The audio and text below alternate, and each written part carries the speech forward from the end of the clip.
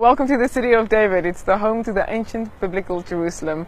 And up till 150 years ago, everybody thought that the ancient biblical Jerusalem lies within the confines of the old city right behind you, within the walls there.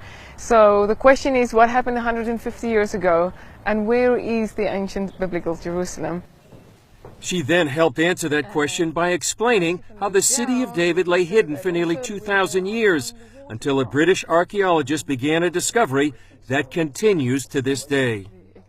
Chris, we're standing at a magical place right now. This is the place when Charles Warren came through the fissure that he found. He saw something, and when Charles Warren saw this, he knew that he rediscovered the ancient biblical Jerusalem. Was this the beginning, sort of the unveiling of the city of David in the modern time? Exactly, because now we're speaking of a 2,000-year period where nobody knew where the ancient city was. Most people thought when they came that what they saw in the old city, that was ancient biblical Jerusalem.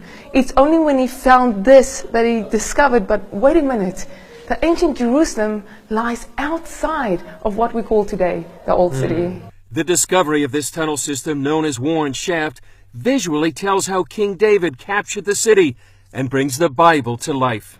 When we saw this, we suddenly saw exactly how the picture came together. And many times when we do excavations, we also don't know what we're looking at. And then we have to go to the Bible, and that starts explaining it. So it's the Bible and the excavations and the Bible coming together, giving us the full picture of ancient Jerusalem. Further down, they found where men became kings.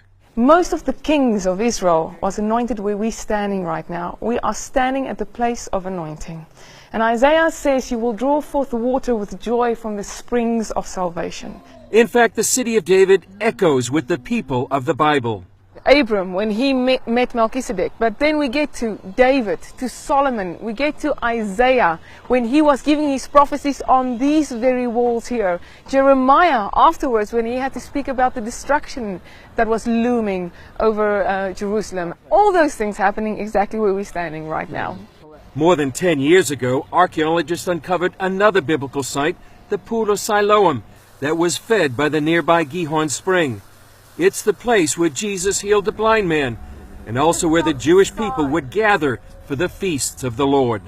3 times a year, all the men had to come to the mikveh in the pool, and from there get ready to go to Temple Mount. And this is the walk, the final ascent that all the pilgrims can do again when they come to Jerusalem. Haman sees this final ascent as a merger between archaeology and prophecy. Something amazing is happening, Chris, because we said that we are now excavating this road. And again, prophecy is being fulfilled, because it says in Isaiah, build up the road, the highway.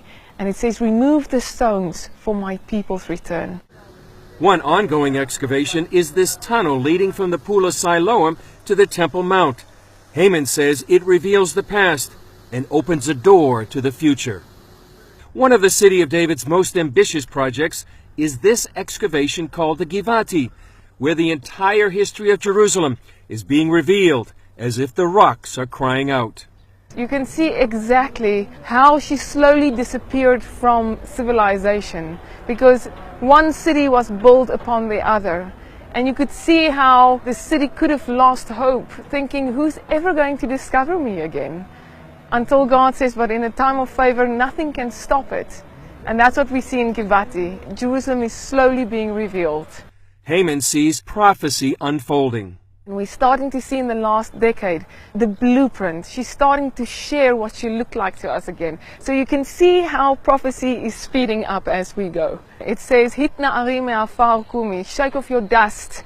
Arise, take your rightful place, Jerusalem. If you see the excavations here on a daily basis, you can see the buckets flying. You can see the dust literally flying about, how she is shaking off her dust. She considers her role in the city of David a privilege. I call myself the luckiest person in the world, the luckiest girl in the world, because I have the opportunity to take what we see here and tell the people about the city of David, about the ancient Jerusalem. And every person that is passionate about Jerusalem and serious about biblical prophecy needs to know this.